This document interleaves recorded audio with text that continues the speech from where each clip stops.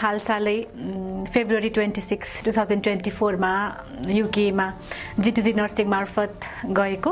अहिले मैले त्यही नै एज अ ब्यान्ड 5 नर्स काम गर्दैछु र गएदेखि म यो सेकेन्ड टाइम नेपाल अहिले आएको छु।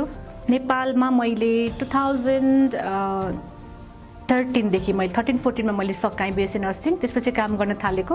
अब काम गर्दाखेरि चाहिँ जस्तो अहिले पनि म त्यही नै गरेर आएँ हैन, जस्तो त्यतिखेर थियो अहिले पनि त्यही नै कम्प्लेन छ कि स्टाफहरुको स्यालेरी छैन, धेरै काम लदाउने, अब सानसानो गल्तीहरु पनि देखाउने, त्यस्तो खालको थियो त्यतिखेर। अहिले पनि त्यही नै रहेछ, त्यो इम्प्रुभमेन्ट कहीं पनि केही पनि भएको रहेछ भनेको आज फिल भयो मलाई चाहिँ। त्यतिखेर पनि त्यही नै थियो, सानो गल्तीहरुलाई चाहिँ एम्फसाइज गर्ने, अब केही पनि कुरा हामीले चेन्ज गर्नै नपाउने, अरूको भोइसै नसुनिदिने हायर म्यानेजमेन्टले। प्रोफेसनको रेस्पेक्ट त कहिले पनि छँदै थिएन, अहिले पनि नै छैन त्यो चाहिँ। स्यालेरी त त्यही भइहाल्यो, एकदम लो पेमेन्ट, त्यही नै हो।